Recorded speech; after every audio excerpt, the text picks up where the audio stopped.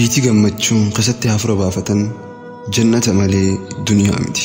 Garummoo duniyaa tanarrattis waan rabbiin nuu kenne xiqqoo guddoof alhamdulillah jennee isa shakkarree waan nuuf kenname san irratti obsaan jiraanne taanaan gammachuu ni arganna. Karaa kanarratti yoo jiraanne malee isirratti raaxaa gammachuu argachuun akka jabu. Garummoo nuti waan inni nuuf kenne ni'maalee inni nurra qananii kanarratti shakkaraa hin jiru. Miskiinni tujjaara ta'uudha hawwa. Tujjaarri bilisummaa raaxaa sammuudhaa argachuudha yaala. Ijoolleen yoom guddannee yoom dardarree nama taane jaan.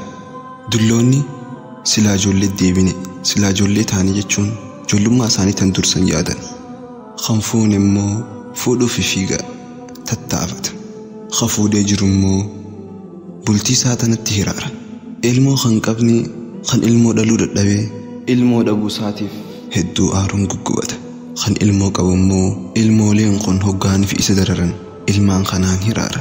Gariin isaanii inumaahuu silaahin ilmoo kana qabaachuu baadhee hunda ja'an.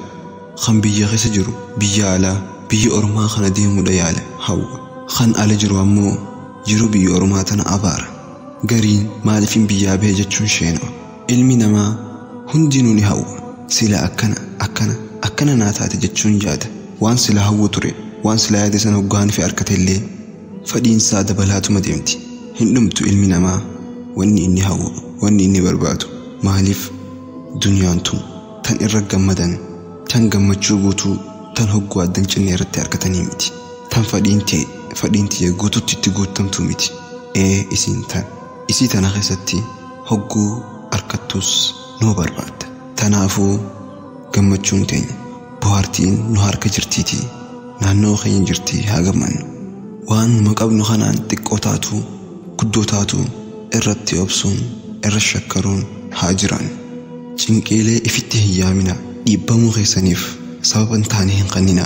Wantoota hin tattaane fofokkottuu duuba hogguu waan haarayaatu jiraati.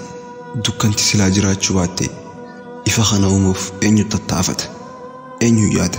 Akkasuma ollaan keenya silaa meeshaa manaa nu dhorkachuu baate meeshaa manaa keenya bitachuuf meeshaalee silaa nuti itti haajamnu san bitachuuf hin yaadnu ture.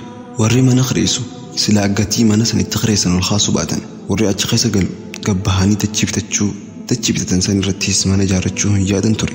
Tokkoon isaanii gowwaa takkaahuu jaahila silaa ta'uu baate digirii fi maastaraan ati isaan keessaa kophaa baatee hin badhaafamtu sartifikeetniinis siin kennamu ture. Tanaafuu hin yaaddawin hin cinqamin. Rakkoolee isii mudattu hundaaf furmaanni isii naannoo isii yookaan rakkuma isii mudatte san duuba jiraati. Waan takka ta'eef cinqamuu fi cinqii dhaabi irraanfadhu karaa furmaataa achi garagali.